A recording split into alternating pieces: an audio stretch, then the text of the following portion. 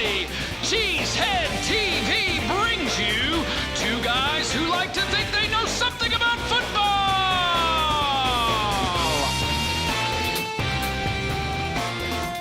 Good afternoon, everyone, and welcome back to Packer Transplants Live. I am Aaron Nagler, and with me, as always, is Mr. Corey Banke, my partner here at Cheesehead TV. We are coming to you live from the LiveX studio in Midtown Manhattan, and we are ready to talk some Packers for the final time the 2019 season. Wrapping it up, what do we have on tap today, Corey? Today, we move past the disappointment of the NFC Championship. Look back at a great 2019 season and look ahead to a bright Packers future with Mr. One, Matt LaFleur. But right now, it's time for the good, the bad, and the ugly. We got the good, we got Aaron Jones. We got the bad, we got Aaron Rodgers. We got the ugly, we got Mike Pettin. Yikes. It's been a while, Corey. Been a minute. Been a minute since we sat in this very studio, in front of that very LED wall. Yeah. Looking at that very screen. Yep. Well, actually, it was a little different screen. And watch the Packers get their ass kicked in the NFC Championship game. It's been 2 weeks, pretty much. I mean, come on. I've blocked it out of my memory, like all NFC Championship games of yore. That's a good way to go about it. Unfortunately, we got to talk about it tonight a little bit. The North was not enough, but we got a taste of something more. We got than a the North. taste. It was more than like a taste. It was like we got to eat a morsel. We got to feel good at Lambeau Field. You know, it was good. There's nothing. It felt good. It was a great vibe after that game at that building that's right behind you. You don't get that many of those, Nope. and No, the more that life goes on, you realize how less and less those are going to be. How special they are. Special. Aaron Rodgers indicated that in his post-game presser, where he talked about how they really needed to try and get one of those at Lambeau Field because they keep having to go on the road and they keep getting blown up. They need to have an NFC Championship game back at Lambeau that Brett Favre doesn't throw to the one covered guy at the end. That's what we need to have happen. Or Jared Bush doesn't fall on the ball. Whichever. Take your pick. But hey, in Packers news, Packers finished 14-4. For Matt LaFleur's inaugural season, that is pretty damn good. 14-4. You know what the best time is in the whole time? Like looking back on this season? Pre-camp? Pre-camp. Okay.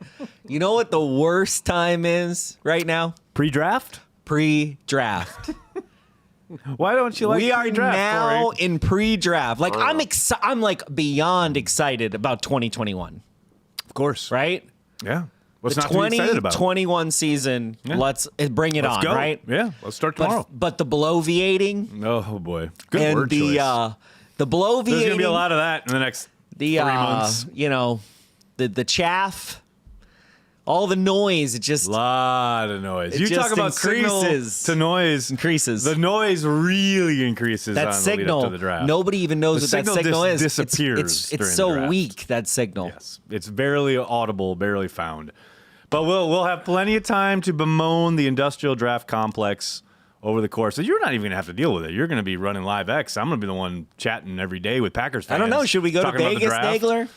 I don't know. Let's Give put me it a out. reason to go to Nagler. Let's put it out there. Give me a reason to go to Vegas, Nagler. I don't need to give you a reason. There is a reason. They're holding the NFL draft in Vegas. I mean, that first night is so great. So let's just go for the first night. Ooh, that's hard, though. That's what everybody's going to be doing. That's what all the ballers are Exactly. going to be doing. They're And then going to be we'll- like, oh, yeah, let's go for 2 nights. And we'll do a special show with Charlie Barons. Come on. How much fun would that be? Yeah, well, Charlie Barons has to agree to that. Well, let's reach out. We just did. I think we just reached out to Charlie Barons. He doesn't watch this show. Charlie, give us a call. No, but someone will clip this and send it to him. Namely, Aaron Nagler. But, Charlie, hey, what are you doing for the NFL draft? Come do a show with us. See, how hard was that? Love it. I love it. Love me some Charlie Barons. That'd be a good time. Should we get back on script? Yes, Mike Pettin. Still around. Still the defensive coordinator. Still kicking. That's something I can't quite, I just can't. There's something familiar about this. Embarrassing showing in front of the nation. Historical numbers given up. It used to be through the air. This time it was on the ground. And the head coach saying, well, I'm still doing my review, blah, blah, blah. And then said head coach going, yeah, you know what? Let's keep him around. Something so familiar about this. I can't really put my finger. I mean, I'm going to say this for Coach because I watched his press conference where he basically justified it. And to his point, you can't judge I don't judge your work product Thank on God. one game. No, of course not. Of course. Like, for instance, I was very annoyingly drunk after the Seattle Seahawks game. It's true.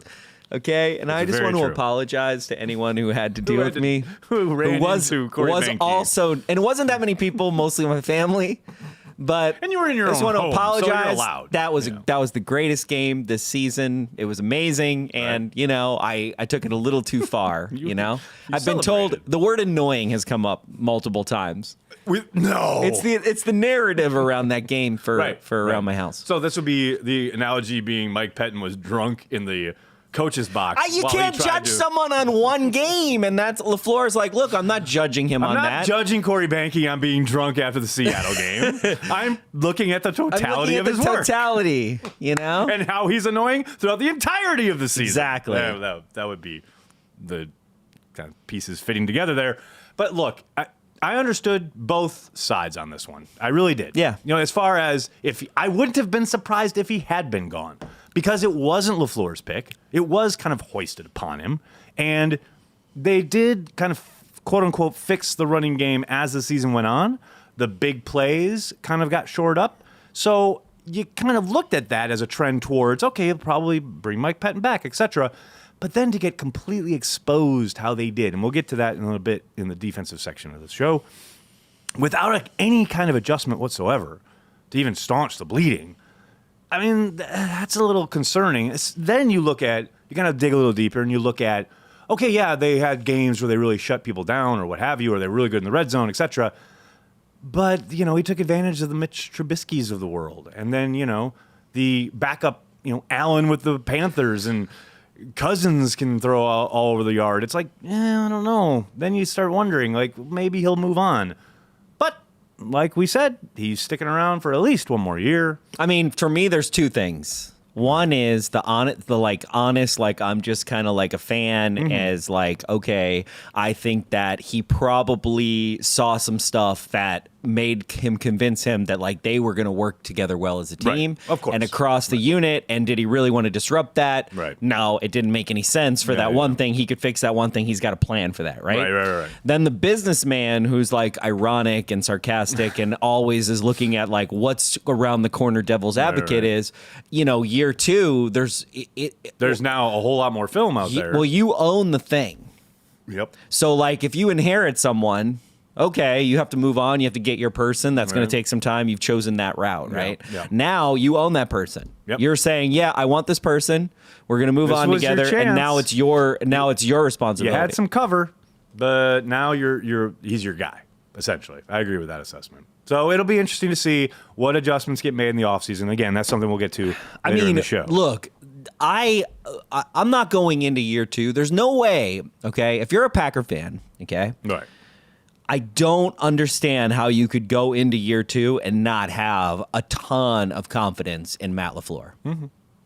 Agreed. Because He's pushed more if right only, buttons than wrong ones. Exactly. Zero doubt. If only looking back at this new 14-4. Yeah. But like silence the doubters with the run defense suspect coming up twice in the season, once being like the and also like I don't know that I leave that game pinning everything. I still do not believe that the offense. Don't get it. If the offense does not turn over the ball two Right. times in the game, 100%. we are talking about a very different game. 100%. And situational football, as I've said all season, No plays its hand and played its hand in this game No question, very no much doubt. so. So to just be like, you oh, go our into run defense, halftime- our run defense, our run defense. Like, look, it's like, did they get run all eh. over? Yeah, of course they did. But if they go into halftime even 27-20, it's a totally different game than 27-0. I mean, 100%. I mean, the offense at some bears point, here's absolute my thing. equal Here's what blame. I just feel like we can't sweep under the rug, okay? Right. As much as I'm a QB1 fanboy and I love me some Lindsley, we have to figure out what that was. Because, like, what was it? Yeah. Like, is it just like missing in the moment? Was it just the miscommunication? It just feels like, how can you go through, like, how many seasons have they gone through together without having that happen? Right. And is it just like, what It's just worst things going wrong at the worst time. Sometimes that happens, and Yeah. that's why football is so kind of cruel in the sense that there isn't a series. You don't get 5 games.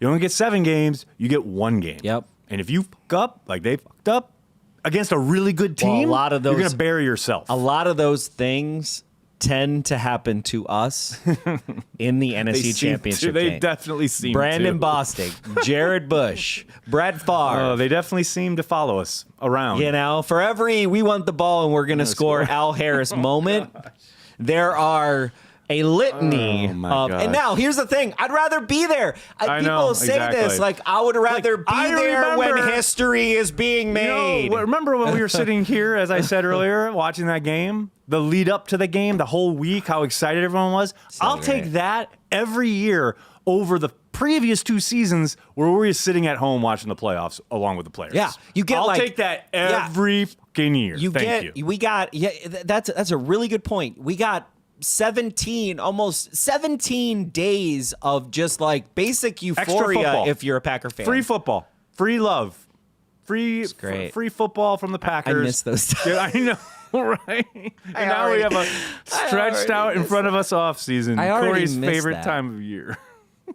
Where did those 2 weeks? What happened? I know. It's What was already crazy been- is it's already been like 2 weeks. That week leading up to the NFC Championship game felt so long. It took like on Tuesday I was ready for the game. Well, like it's great. it was like crazy. The national media is actually talking paying about attention the to the Packers. I know. Oh, so you're actually here's the Packers thing. Here's the here we Packers go. thing, and it's Amazing. produced at like It's everywhere. highest level. You know, not to hate on anywhere else, but it's like New York. It's like All of a sudden it comes to life. everyone's- It rumbles to life. Yeah, it rumbles to life, and Yep. your team is in the crosshairs. And now we get 2 weeks of fucking Super Bowl shit about these teams I don't give a crap about. That's the worst part. And what's even worse, now I'm way off script, but what's even worse than that is the fact that we got credentialed for the Super Bowl again. The Packers let us down again, and I get 2 weeks of fucking emails from the NFL going, "Oh, player arrivals are on Tuesday. Oh, photo opportunities on Monday night. The Lombardi Trophy the has Lombardi Trophy is arrived." coming. The media party is Monday. I'll be here at home watching probably The Outsider on HBO while you guys are at the media party. You'll be loving life. I guess. I'd rather be in Miami at the media party with the Packers in the Super Bowl. Thank you very yes, much. but the Thank Packers you have very to much. be in the Super Bowl. Yes, but of course. The Super Bowl without the Packers is like I was Why here in even New bother? York. Why There was even a Super bother? Bowl happening. We did some stuff. I got Yeah. to see Aaron Rodgers and Bart Starr together in a picture moment. I took a picture of it. It was amazing. We did a whole blog post, but like it just felt like you feel dirty. A Super Bowl without the Packers. What's the Yeah, point? you're like what? What's the why? point? You just feel like you're like cheating on someone. It's not good. Well, hey, talk about Mike Pettin being retained, and you talked about another year with the staff. LaFleur is looking for a new defensive backs coach. The former defensive backs coach went to Carolina. I know Tom Silverstein reported that he was interviewing Gray from the Zimmer staff. He's been allowed to move on from Minnesota, but I'm sure there will be other candidates. I'm not going to belabor it, but that is the one opening on his coaching staff that he is actively seeking a new body for. Speaking of Gutekunst, he's hoping, the word hope here, to have a Kenny Clark contract extension wrapped up this summer. I watched that entire press conference. Baby. That was a really fast. That's always to me. I know to you it definitely is, but like Right. I've totally gotten into that press conference because I'm like, that's the nugget you get. Yep. It's like and it's nothing. It's a nothing like, burger It's nothing out the chute, burgers but laid out for you that look like there's There are some little things. gems in the sand. We got to find them. You got to find them. You got to parse. Yeah. But yeah, so hopefully. Yeah, they definitely Because I think Kenny actually kind of probably set things in motion with his end of year at his locker. Yeah, was asked about his contract. And he said, "Well, I hope it doesn't come to a holdout." What? Hello? What? Hello? Now, we need to to be talk- fair, That's- I do think that he was led with that questioning by the media, whoever the media member was. Like, would you consider holding out? Was kind of the lead in there, and he was Got like, it. "Well, hopefully it doesn't come to that." Blah blah blah. But it's a possibility. I mean, this is the you dance. can't dismiss it. We said it last time. This is the dance, right? Truly, 100%. It is. It'll go back and forth. And look, deadline spur action, as Andrew Brandt always says. The Packers haven't had a true contract holdout, I think, since Ryan Grant back in the day. So I think it'll get done. Russ Ball has always gotten these guys under when they need to get under contract. So I'm not concerned about it until I need to be, which is a long ass time from now. Yeah. And then finally, I mean, he's the number one. He is it. He is the top. We have a list of people we're going to talk about, and he's not on that list because he is his own list. Yeah, none of them matter. The guy. And I do want to talk about. Yes, I want to talk about the person at the top of that list. Oh, of course. Currently. Well, we will because that's why he's on the list. Packers players were down in Orlando this weekend. Yeah, that was good stuff. On Sunday. That was great. The social to participate in the Pro Bowl. Obviously, the news of Kobe Bryant's death breaking yesterday morning. Our hearts go out to his family. Unbelievable tragedy. This was absolutely amazing from Z after his sack in the Pro Bowl, getting these guys together to do this Kobe fadeaway. Yeah, it was so cool. This just great. Z just brings it. Like Z's always got the thing. Like whatever the thing needs to be a statement on the field after like a sack or after a play. Z's your guy. But not just to do like he understands the moment. The moment, that's what I mean. Like he gets he's the moments. He's thinking about it. Like when he leaves the NFL, he needs to be like head of content somewhere. Right, exactly. Because he's like thinks of stuff and he makes stuff. His and finger it's is on the pulse in a way that is hard to quantify, but he does it perfectly. Now let's talk about the offense, shall we? Talk about this Packers offense. Oh dear. Matt LaFleur in his final press conference saying that more up-tempo is coming probably this offseason. Said they never really got around to it this year. You saw it. And my question is, why didn't they get to it this year? Because you saw them finally get to it in the NFC Championship game. Yeah, right. When they were down 17 points. Here's my thought, and this is not going to endear me to anybody, but when have I ever cared about that? My thinking is that they just didn't get around to it until the playoffs or week 16 because you didn't see them really pull it out until the NFC Championship game. Because that was the mother of necessity, though, or mother of invention. Well, clearly they weren't ready for it if they hadn't pulled it out. Well, it's just. But there's this. There's there's the thing. Two aspects. There is a thing. Okay, and the two that you just said is very apropos. Mm-hmm. This is year 2. One thing you heard from LaFleur and you heard from Brian is the year 2 mentality of like this was always going to be. Yeah, that's true. That second or third year, what are you going to produce? Right. The expectations get lifted, right? Because 100%. of 14-4. Well, like in some ways, like there's only one way we want you to go, and there's a big long way we don't want you to go, and the odds and probabilities say you're probably going to go to the way people don't want you to go. Exactly. There's 31 other people trying to make. That's the thing. Like their Series A funding was so high. It was like $1 billion. Such a nerd. It was like $100 billion. And like to get Series B, they would have to be like, dude, they'll have to win the Super Bowl. Like if they don't win the Super Bowl next season, the funding is pulled. Packers defunded. But my thing with the up-tempo was like, it's not like they didn't do it. Like if the whole idea was bringing stuff Rodgers was comfortable with under McCarthy, which they talked about all summer long, well, they ran no huddle all the time under McCarthy. So why didn't they just do that? But they never ran up-tempo until the NFC Championship game. In this season, no. I'm literally talking about past were complaining years. This entire season about, like, why are we going down to 2 seconds? And now here's the other thing. It's not just up-tempo, like, 2-minute drill stuff. Hurry up. Right? Not even just hurry up. I'm just talking any semblance of kind of, I don't know, reason. Push. That's what I mean. Like, in and out of tempo. You're talking tempo about that in and out of the huddle. Urgency to get in the place where you need to be. Yes, it's the urgency. Tempo was preached all summer long, and then we got to the games, and it was like, hey man, cool. What Oh, wait, are there 10 seconds left? Yeah, we want to live it like this, and we're living it like we're like this. We should be on like an underworld banger like track, and we're listening to like, Jamaican vibes. Like we got to pump up the BPMs next season, at least to my mind. And that to me is how did the quote unquote Packers offense do out of the gate? Because all summer long, obviously Florio and his ilk made a whole thing about Rodgers and LaFleur not going to be getting along, and the audible thing, etc. And in response to that, LaFleur very carefully laid out the idea that, we're not doing what I've done throughout my career. We're not doing what Aaron's done throughout his career. We're building the Packers offense off of everything. I love that. Including what Hackett brings to the table, what Getsy brings to the table, which is, I love it. And hopefully you also, I love that idea.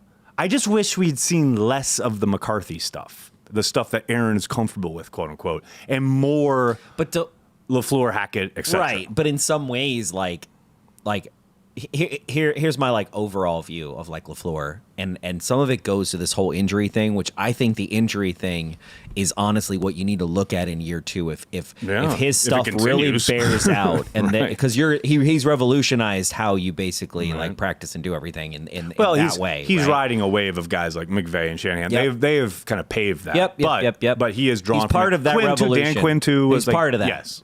Right. A new way of thinking. So, well, I remember all summer we talked about like they barely practice. You know, they're barely on the field, and that's kind of was continued throughout the season.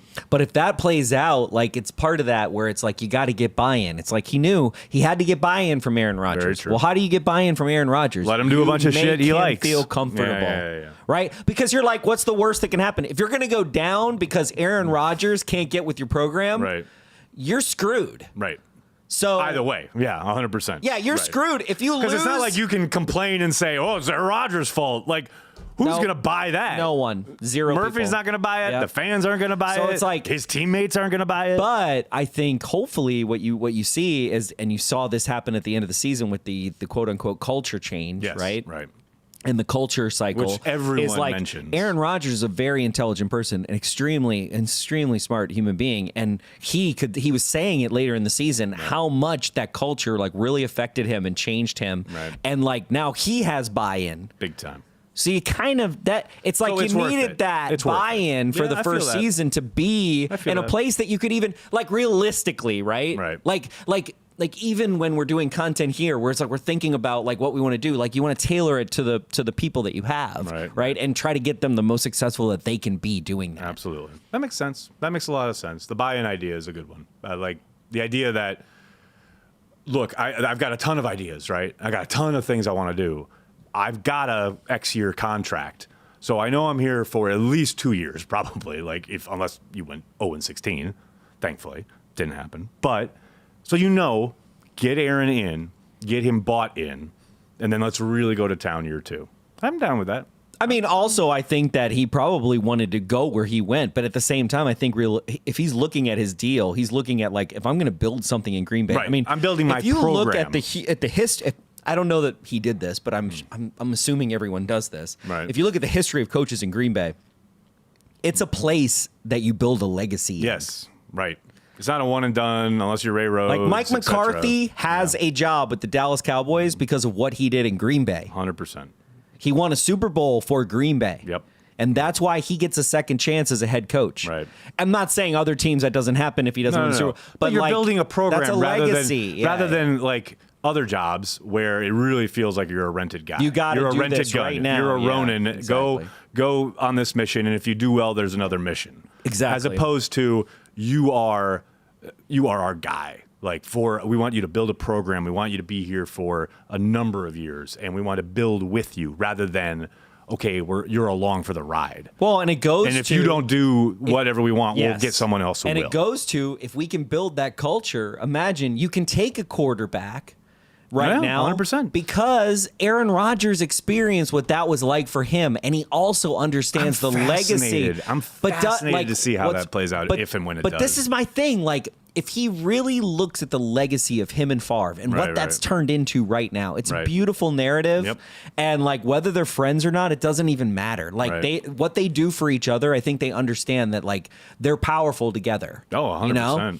And they only lift each other up. It's like the water lifts all boats, right?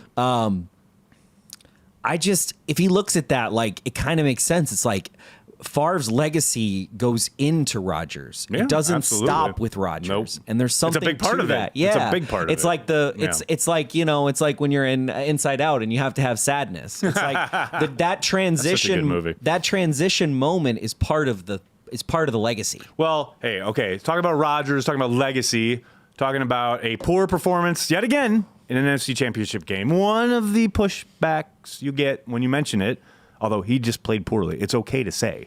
But one of the pushbacks you get is he didn't have any weapons. There was no one there. Okay, fine. Gutekunst is here to tell you that, yes, Yes, more weapons. More weapons. More weapons More is weapons, a please. watch point, a rallying cry. Well, apparently, whatever you want to call it, they were for the closest offseason. to a deal. There was a little bit of Robbie news, bro. Anderson. Robbie Anderson. They were very close to which getting now Robbie Jersey Anderson. Al really wants Robbie Anderson, right? Well, Robbie's going to be a free agent. He'll be a so free agent. It's a possibility. So that was a move that they couldn't make. They actually tried to make, and this is true. They thought they had a deal. They thought the deal was done, and then something happened on the New York side, which killed the deal. And it was. I did find it very, very this is the fascinating. time in the show where I get more beer. Of course, I found my time is next. I found it fascinating when Gutekunst straight up said, when asked about the possibility of bringing someone in during the season, he mentioned like we explored possibilities. We came close to a few things, but ultimately I decided that the value wasn't right. And Which that's is the just, key. This is the whole point. That's the whole point. Well, and what's funny, everyone's like, we need wide receivers. Are you just throwing away draft picks? Well, and it's not. Yeah, exactly. It's not like, do you want to do what the Patriots did, or do you want to do what we did? I think what we did was a much smarter play. 1,000,000,000% better. You placed bets on guys that I know the Peter Bukowskis and the other morons of the world are going to say, oh, well, that guy's only as good as that guy because you know nothing, by the way. And so, yeah, you're going to look in hindsight and you're going to, oh, we didn't have a number 2 wide receiver. We didn't have this. We placed bets on a bunch of guys. And look, some of them paid off. Some of them paid off, and some of them didn't. did what they needed to do for us to be where we were at the end of the season. And I thought Gutekunst put it well. It's like a lot of guys rose to occasions periodically throughout the season. No one really grabbed the brass ring, so to speak, opposite Devontae Adams. You want to do this. You want to do that. Where obviously Lazard is the real upside here, where his development was very apparent. Big 4th and 2 catch in the NFC Championship game, big 3rd down conversions in Detroit and games before that. So he clearly was the guy who kind of rose to the top. But there were moments for the other guys. They were just few and far between, and they certainly didn't get anywhere near the potential you had hoped you would see. Lazard especially got MVS. close. Yeah, Lazard I think is it's fair to say he probably rose above most expectations. Yes. For him. But MVS clearly a disappointment. Geronimo Allison, a very big disappointment. But you still won 14 games and you were on the precipice of a Super Bowl and you didn't lose that game because you didn't have a number 2 wide receiver. Yes, exactly. That's it. That is just it. So I'm glad that if we you didn't look throw at draft even the picks 4 away. games we lost, you could make a compelling argument besides turnovers. And just like any game, I know we're in this thing right now. Right. But like if we just ran Aaron Jones 10 more times in all four of those games, we probably would have won the game. Man, I don't know about that, but I think our chances would have been better. I will say that. 100%, including the NFC Championship game, which kind of dumbfounds me that they came out trying to throw the ball. But looking at the great side of the ball, the defense, doggy. I wanted to play this. Alex Rollins is a guy who does tape breakdowns. Here we go. Over at SB Nation This is the time in the show where Nagler's like, we gotta do our homework. The Niners. He does Niners breakdowns, but of course, because they played the Packers, he did this breakdown explaining the Bear front from Mike Pettin that got completely. And this is something. This is Rex Ryan. This is Buddy Ryan. This is old school. This has been around forever. And, I thought Alex did a phenomenal job of breaking down how Kyle Shanahan took advantage of it. The big concern for me is how, and he mentions it in the video, we only have a short clip here. I highly recommend going to the website, go to cheeseheadtv.com. I have a post up with the entire video. It's phenomenal. But Al, roll this clip explaining the Bear front. Their defense bases out of a 3-4 front, which has 3 defensive linemen and 4 linebackers. Though 2 of those linebackers, Za'Darius and Preston Smith, are bigger and play on the line of scrimmage, so it's basically a 5-man front. The entire game, they would not get out of their Bear front, which is a variation of their 3-4 defense. The Bear front squeezes those 3 defensive linemen in tight and aligns them over the center and 2 guards. If one of those linemen moved head up over the offensive tackle, it would no longer be considered Bear. They widened out the Smiths to set hard edges to force the outside zone to the inside towards their linebackers and safeties. The Bear front effectively clogs up the inside running lanes and sets the edge on either side, but it leaves the C gaps wide open, so offenses can't help but design runs to attack it. And there you go. That is what Kyle Shanahan did all night long, is attack those gaps. And for whatever reason, and Alex mentions it in the video, Mike refused to get out of his front. just for whatever reason, they kept running out there and doing the same thing over and over and over again. And I know Pettine has repeatedly said that his whole design is to take away explosive plays, to take away the big play in the passing game. But at some point, don't you have to adjust and say, oh, I think they're trying to run the ball in the C gap. I mean, it's kind of bewildering to me. I mean, at some point, don't you think that it's time to switch it up a little bit? I mean, I don't know enough because, like, I would honestly say, like, I watch his video and I see a 4-3, you know, and it's like because like so much of the 3-4 is like it runs like a 3-4 overall, but like there's 4-3 aspects to it. Well, we've always been like because of the dudes on the end of the line. I mean, it's a 5-man front. Exactly. But you see what you in your mind's eye as a 4-3. You see defensive ends. Exactly. You know what I mean? Like and I've Reggie always White and seen Sean that. Jones back in the and day. I've always seen that. So it's like I know Ted brought us out of the dark ages and brought us into the 3-4 defense, Right. but like I'm also like. I feel like some of Pettine's defense can be solved by what we're going to talk about next, which is yes, it can. That's a good segue, Mr. linebackers. The linebacker issue is a major And one it's in an Green Bay. issue. And Gutekunst pretty much admitted as much in his presser, where he kind of concedes that Blake Martinez is gone. And look, that whole video points to the problem.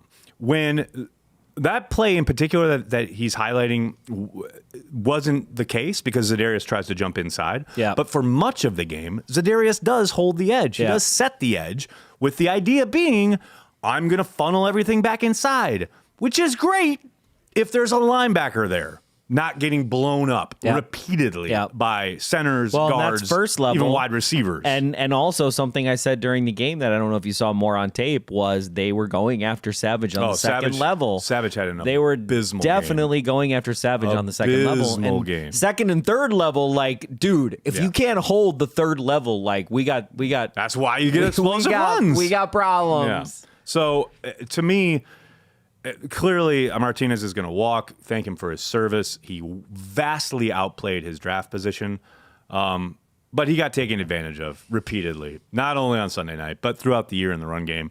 I still maintain he's better than a lot of people give him credit for, but it's clear that it's time to move on. And I do not doubt that much like last offseason, there was a overhaul at edge. There will be certainly an overhaul at inside linebacker in 2020. Heading into next season, because they cannot sit there with Oren Burks and think that they're going to do anything they want to do against the run or the pass. Well, he talked about Oren Burks being good in special teams. In special teams. I did love. There were two moments that I loved out of Goody's presser. I remember that distinctly. Because it was in response to a Bill Huber question, which is where you always get your best responses. I don't know. You do, because guys, you do. True. That is 100% true. You know why? Because Bill bugs the hell out of everybody at the podium. And so at some point, they just go, Bill, and then they just answer. And that's why you get like unvarnished stuff. Hilarious. And that's why I love Bill, because he gets answers. He asks stuff that he knows other people find annoying, including the people he's asking the question of, and they have to give him an answer. And Gutekunst did, in the sense, when he talked about, well, there was two things. Like I said, there were two moments like this, kind of I thought were revealing. When Bill asked about, is speed necessary at backer? And Brian literally just goes, yes. Like, and then doesn't expound on it, doesn't keep going with anything. He's just like, yes. That was it. And then the other time that I thought it was kind of hilarious was when Pete asked him about Rashawn Gary. He said, Gary, Gary had a disappointing season. Considering the disappointing season Gary had, or something along those lines, and Gutekunst, I think that's the fastest I've ever seen him jump on someone. And he was like, I disagree with your characterization or something like that. I was like, Brian. I saw that too. Brian, you're showing, buddy. We know you're defensive about it because he's the 12th overall pick. He barely played. See, and I wish someone would have, because no one asked this question or framed it like this even. Like, how does it feel to have the 12th overall pick, your first pick in this draft, play 3 snaps in the NFC Championship game? I mean, that's yikes. Well, but look at that is yikes. Where do you think? Okay, in a game where you're getting run over. Okay, let's sidestep the. That is yikes. Let's sidestep the script. Where do you think Gary ranks in the first round? In the 20s? I mean, yeah, probably. For this year. Yeah, absolutely. And also with the caveat that it's dumb. With the They idea, say it's a of course, 3-year thing. It's ridiculous. Come on. I mean, he's not a bust. You're trying to get he's not a bust. No, he's We'll not see. a bust. He has But to where take- would you put him in the He has to teens? make that. Yeah, no, and that's like I'd probably put him at Dayton Jones level right now. You know what I mean? And what was that? Like 24th pick, I think, was Jones went. Got it. He's around there. He just barely played. He's got to get on the field. How is he going to get better if he doesn't get on the field? And I understand the issue is that they have Tony says the reason Gary didn't play much is because of Preston and Za'Darius. Well, yeah, I was just about to say. But guess what? Those guys were members of the team when he was drafted. And I understand. They didn't know what they had. But I understand they don't know what and they have. also, But B, you want to have those free agents you that want are like... you want to build your defense. But at some point, don't you have to say, okay, we got to get this kid on the field? Like, and I know the plan is a sound one. Yeah. Have him learn for a year. Yeah, Because you he's gotta switching positions.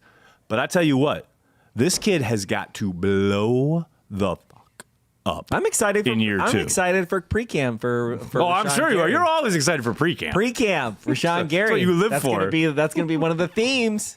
That's gonna be one of the themes, Nagler. He's gotta blow up. Got those themes going for pre-camp 2021. Wait, you have preconceived notions of narratives that you're going to pull out during pre-camp? I've learned this from the media, Nagler. Of course, exactly. I've learned from them. I'm going to say. That's amazing. I've only been around here for 12 years. I learned some Gary things. needs to make the jump. No doubt about it. Let's talk about some offseason decisions that the Packers have to make. Facing said Brian Gutekunst in the face as he sits down at his desk, ready to face the offseason. You ready, Banky? Yes. You're Brian Gutekunst. What do you do with the following players? Brian Bulaga, Iowa. I feel like it depends on what his salary is. And way to crack it open there. Well done. No. You want a junior G-Man badge for that one? Here, okay, let me rephrase this. Rephrase on redirect? Yeah, go right ahead. All right. Everyone in the blogosphere is saying that if Bulaga doesn't get signed, like it's this big like catastrophe of life, and I feel the opposite. I totally agree. I'm not hating on Bulaga at all. Love him. At all. If we can get Bulaga, that's great. But like we got to get Bulaga for the right value. I know I made Thank you you cough. Thank you for your service. Fantastic, brilliant final year in the green and gold. But I'm here to tell you, I think he's gone. I mean, I just feel like people are going to give him more money than we're going to give him. Yes, of course. That's kind of where I'm at. When you talk and it's about not the end of the world. No, and as you said, it does come down essentially to what they're going to pay him, because if he wants to take a hometown discount, please, thank you. Welcome back. I want Bulaga back. Of course you do, Just because saying. he's a really good player. But more often than not, and we've seen it time and time again, the best deals you make are the deals you don't make, and it's so much better to let a guy go a year early than a year too late. The Packer Bulaga sphere. I like it. All right, what about Mason Crosby? Meh. Oh my God, you did not just meh. Don't Mason we have Crosby. to have? He just had a phenomenal year, probably one of he his did. best ever. He had as a a Packer. phenomenal year for his age. A phenomenal year, period. Did you watch the NFL this season? Of course you didn't. Dude, people can't hit a field goal these days. There's terrible kickers everywhere. We need to be thinking about the heir apparent. They got to bring him back. Baby, sure, fine. Oh, wait.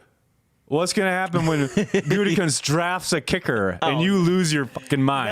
No. I'm going to replay that clip. Let's just steal. We need to be thinking of his heir apparent. We just need to steal someone else's, right. Some off prodigy. a practice squad or something. No, steal somebody else's prodigy. Okay, they're just It's lying a about much better play. Lying about the place. That's your strategy. Find a prodigy. Steal a prodigy. On someone else's 90-man roster this summer.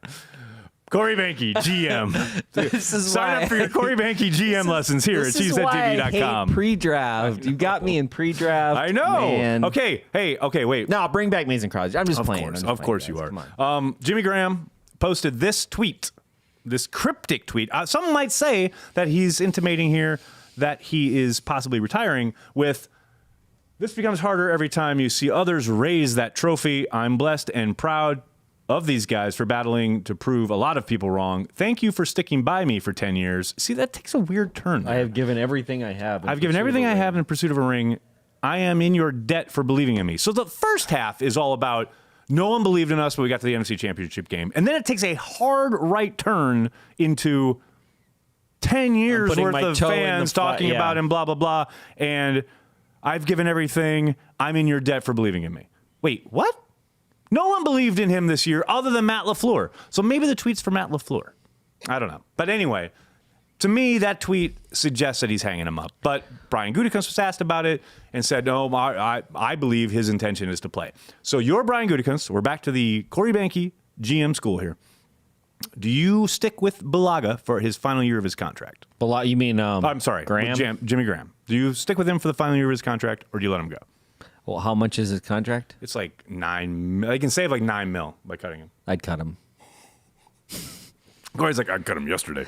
I mean, how do you know what you got with Jace frickin' Sternberger if you don't get Graham out of there? What about Bob Tonyan? I know. Let the kids play. Vitale, Kumaro. Like, come on. Kumaro's probably gone. But, okay. Tremont. What do you do with Tremont? Yes. He's a free agent. I keep Tremont. Of course you do. What's your reasoning? Huh? What's your reasoning? Culture. That's it. Because I'm going to culture. What I think you should do is you should basically do the Edgar Bennett with Tremont and turn him into a D-backs coach. A coach down the road there. Do that 1-year deal and basically offer him a longer term thing where it's like, hey, I want you as part of because we need help maintaining the secondary culture here at Green Bay, and it's a really important piece. He's practically a coach now. What about Irvin? Yeah. Bring him back. Yeah. I mean, I got to think he's cheap. He's probably more valuable to the Packers than anyone else. He was on the up. Yeah, very much near the end of the season. Very much agreed. Everybody else, yes, I'm going to say. Geronimo? Why not? Really? What does it cost you? Well, who cares? Let him go, man. You need people to come in and get better. You want to get better at the position. You're going to draft some kids. This would have been this is his third year out of the draft, fourth year out of the draft. Fourth year. And this is it. He's going to be a unrestricted free agent. He's unrestricted. Just let him go. And look, I tell him. But wouldn't you get a practice squad or something for him? No.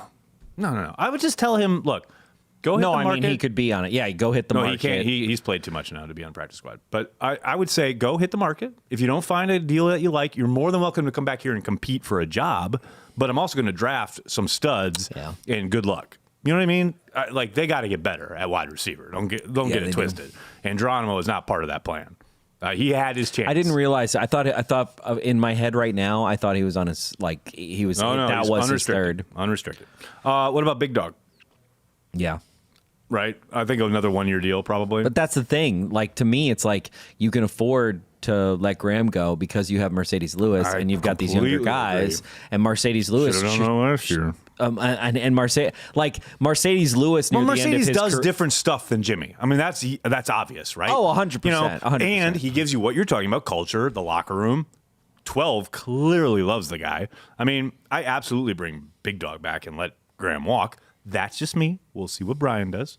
What about Ibrahim Campbell? Why not? This has been the Corey Banke School of GMing. Why not? You made the list, Nagler. Okay, and the final one. What about Jared Valdir? Yes, he was really good. Now, he was really good. He stepping in. He stepped in. Brian talked about him in his press conference. He did. I know more than I let on. He talked about him, and he brought enormous value for what they thought they were going to get. I mean, a guy who was literally on his couch for the first part of the year, for much of the year, comes in and plays. EQ, they're bringing up. We got EQ. Don't forget. I know we got EQ. But, okay, look, EQ is talented, and I love the potential there, but I'm not counting on EQ. Did anyone remember how well Geronimo Allison played last year, those first 3 weeks? He balled out. Remember the touchdown against the Bears? He caught a ton of passes, looked great, then got hurt, and then he came back, and everyone was like, okay, he's going to pick up where he left off, and he never, ever even approached where he left off. Geronimo, we all know Geronimo, but you look at EQ, he showed flashes, no doubt about it, but he suffered a pretty significant high ankle sprain / ankle injury. I'm not counting on him for anything heading into 2020. Anything he gives you is a bonus. Like, he could surprise, and he could come to camp and really turn it on, and we're, oh, wow, oh my gosh, EQ is back. And that would be great. I'm praying for it. I love it. But I'm not counting on it. No. In any way, shape, or form. That's just me. All right, Al. Let's hit it, buddy.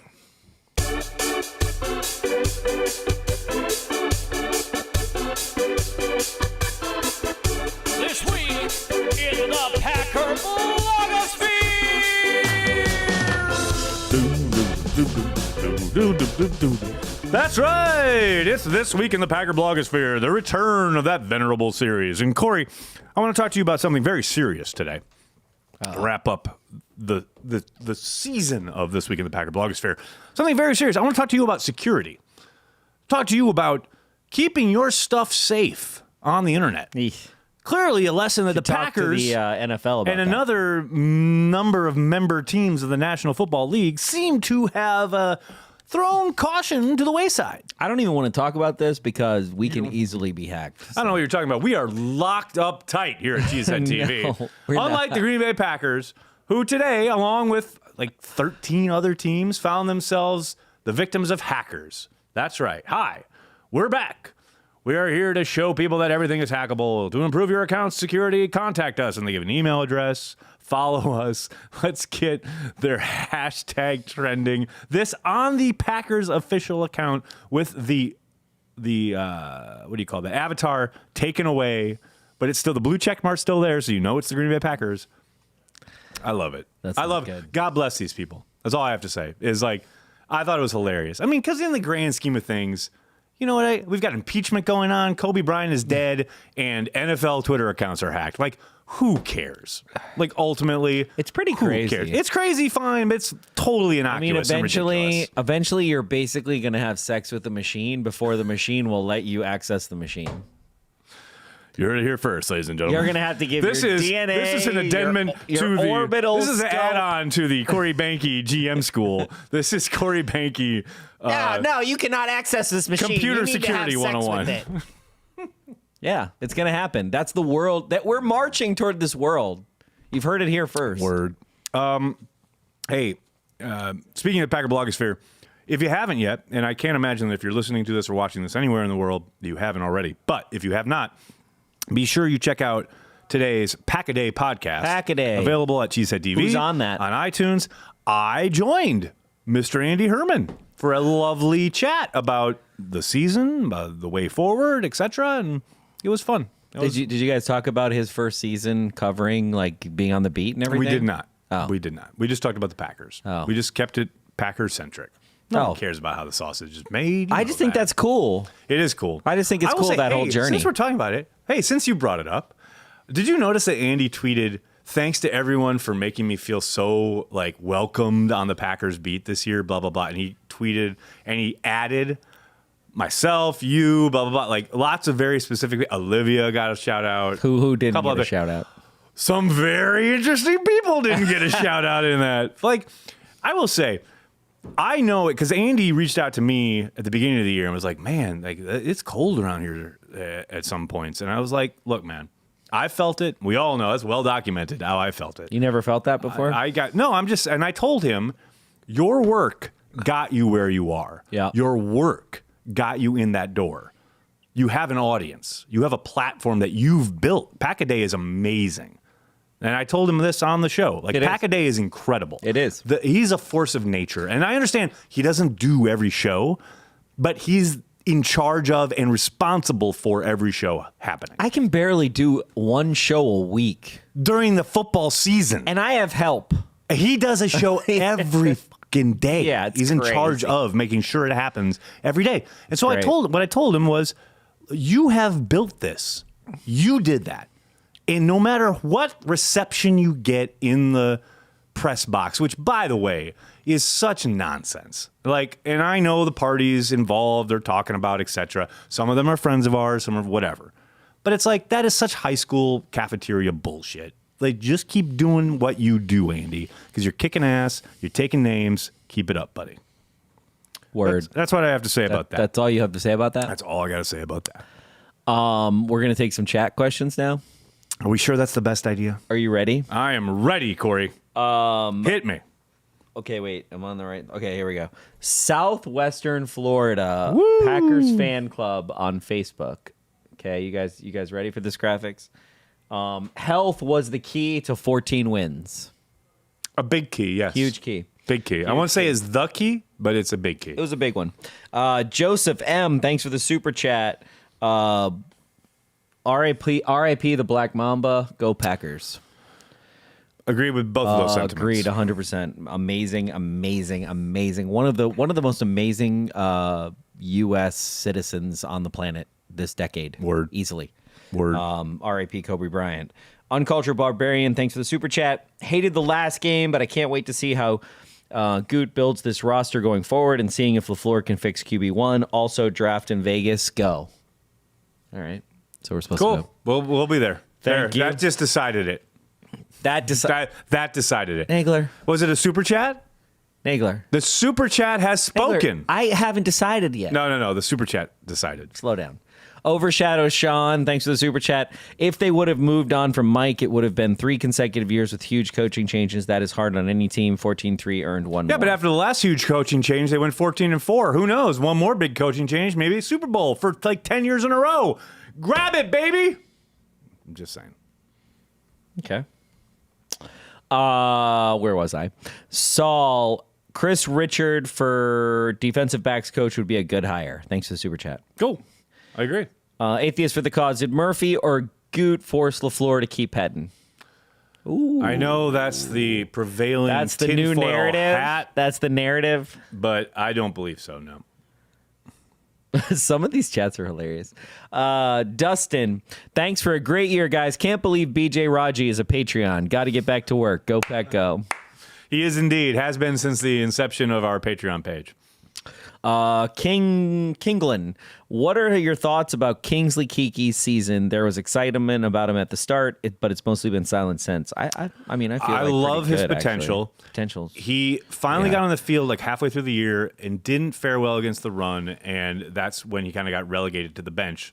I will say, I think the San Francisco game allayed all those fears that the guys in front of him are doing a better job. And I will also say, go back and watch him in that game on Sunday night, last Sunday night.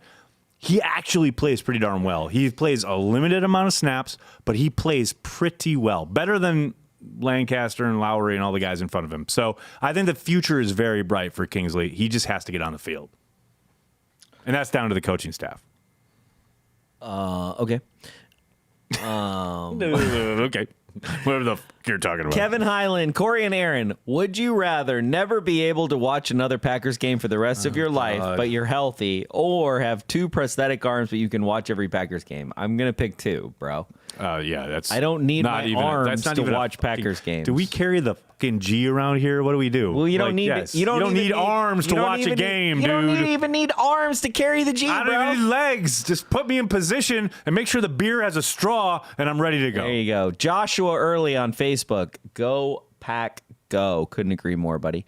Overshadow Sean, if you're going to run a 46, get a damn Singletary.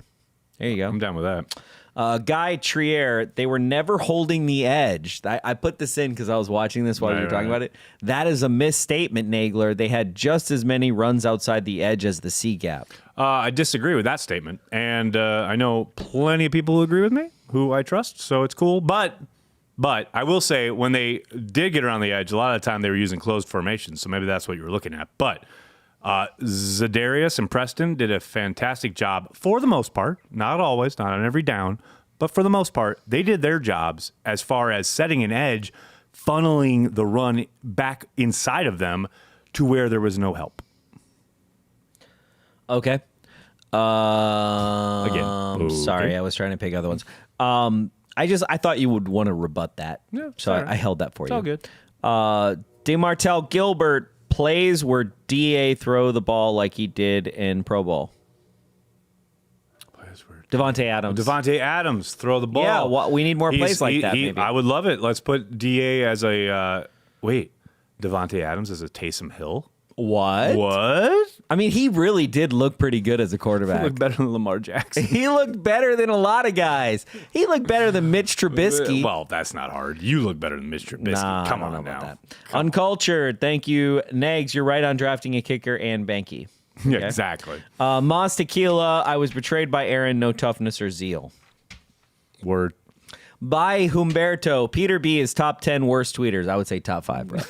Top 5, Peter Wait, was that a Bukowski, super get away. chat? No. Okay. I just picked that just one. picked it. He knew I would pick it. I was like, someone paid money to have that read? I mean, does someone need to pay money? Nope, Because they nope, will apparently pay not. money. Not for Peter B slander. Oh, wait. Here's no. one. Here's one. That's good. Oh, that's weird. Wait, I love this. Jesus of the Ape says, I quit listening to Peter B when he tried to trash Aaron I'm about to Rodgers put last that one. offseason. I'll never tune in again. Pete carries the water for Rodgers more than anyone on this planet other than Jason Wilde. So I have no idea what you're talking about right now. Brian Purdy on Facebook, is Jordan Love a quality starting QB in NFL? I don't think so, but we'll see. Aaron Charles Rodgers, what about TBLS? TBLS. You can blame it all on me. Is not a starting quarterback in the NFL. Fernando Medeiros, when will we have transplants overseas? Here in Uruguay, we support you guys. Hey, Uruguay. So forget Vegas. Let's do the draft in Uruguay. There you go. There you go. Done. Tyler Darling, guys, what a year. This was my year 2 after discovering Cheesehead TV. Had great times with you guys. Corey, please reply to my Insta DM, and Aaron, unblock me on Twitter if I'm indeed blocked. Love y'all. Well, do you know if you're blocked or not? I mean, He doesn't know. Come on. Overshadow Sean with the last chat. Corey, the mullet is growing back nicely. Yeah, baby. Just for you guys. Love it. Back. I was going to say today, your beard's coming in nice Yeah. too. You're back to full Cro-Magnon man. Going into Santa mode. Santa mode. Well, it is the long haul of the It's offseason. a long off season, you guys. So, okay, folks, very, very sincerely, thank you so much for following along this year. We get a lot of people saying things like we just heard. It's my first season, my second season following you guys. We had someone last week who said, or 2 weeks ago, said, this is the first time I've ever watched Transplants and I've been following you both for years. So I understand that, not everybody comes to the show religiously. They don't come here every week. But when they do discover it, they always go out of their way to tell us how much they enjoy it. And that means a whole hell of a lot to us. That's why we do this. Please hit subscribe, hit like on the video. Tell your friends, tell your family. We are devoted Green Bay Packers fans worldwide because it's what we do. And if you want to support what we do, please consider giving us $5 a month on our Patreon, patreon.com/cheeseheadtv. A number of you have already done so, and I can't thank you enough. I will tell you guys right now, I'm going to do I think a weekly thing every week this offseason. This is my goal. If Andy Herman can put together a fucking podcast every day of his life, I can do a Madden challenge with a Patreon member every week this offseason. All right. Starting next week through training camp. I'm going to, every week, if you are a member of the Cheesehead TV Patreon, and you can confirm that, and I can confirm that, I will play you online in Madden. Nice. That's it. That's all I ask is you're a Patreon Maybe member. we'll have a tournament later. Maybe we'll That'd get be a fun. Madden We'll tournament. see who's for good. the We'll see who season. sucks. Clearly, we'll put Grossi in the sucks category. Yeah, he sucks. He can try and win the sucks side of the tournament to try and play me. But The other thing, though, that we want to say is, Yes. we have already had, 2 strategy meetings? I think more strategy meetings in the think- last month than I think we've had in 10 years. ever. Oh, So 100%. We're ready. We've got some really got cool lots of ideas fun for Game stuff Day coming. Live this season. Game We're days. not going anywhere. I'm telling you, people, game days next year, there's something brewing. There is something brewing. It's going to be a lot of fun. You guys are going to want to be part of it. And like I said, if you're a Patreon, you're really going to not only support it, but probably be part of it. And finally, speaking of game days, make sure you download the Cheesehead TV app. It's going to be evolving throughout the offseason, evolving throughout the year. It's going to get an update. It's going to be becoming much more centralized to the Cheesehead TV experience, both in the offseason, but especially during the season and on game day. You're going to want to have it on your phone, on your tablet, on your smart TV. Download it, Cheesehead TV, the app. Anything else to add there, Corey? You did it. That'll do it for this season of Packer Transplants Live. I don't like it, Nagler. We'd like to thank everyone who stopped by throughout the year to chat some Packers with us. That's why Corey and I are here. We are and will always be devoted to Green Bay Packers fans worldwide. Hey, Winston, I'm sorry, where is the Winston that has given us illumination and information at past press conferences? Did we do something that you're down on us again? But this was last week it didn't go very well, and we want to talk about your guys, and I'm not quite sure what you want from us to make that happen.